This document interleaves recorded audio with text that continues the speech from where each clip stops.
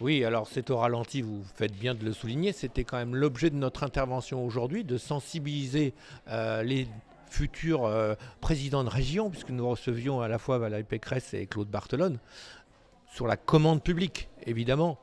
C'était l'objet de cette... nous avons besoin dans le bâtiment d'une relance forte.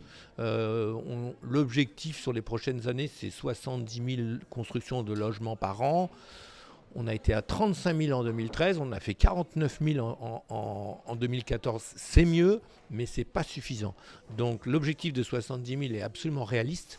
Alors, non seulement il est réaliste, mais il est urgent. C'est-à-dire qu'il y a aujourd'hui 500 000 demandes de logements qui n'ont pas de réponse du tout. Donc, il y a quand même 500 000 personnes qui attendent un logement et on en attend encore 1 million avec l'ensemble du projet du chantier du Grand Paris dans les 10 à 15 ans à venir. C'est vous dire 1,5 million. C'est vous dire qu'il faut donner un grand coup d'accélérateur. Alors vous me posiez la question sur les freins, on les a évoqués aujourd'hui. Hein. Les freins, c'est à la fois libérer le foncier. Hein. Il y a des stocks de foncier voilà, qu'il faut libérer.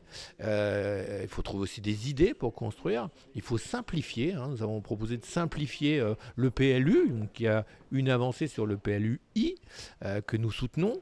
Il y a aussi le coût de la fiscalité, hein, puisque aujourd'hui, il y a une TVA à 20%. Au global, c'est près de 32% la fiscalité sur le coût des logements.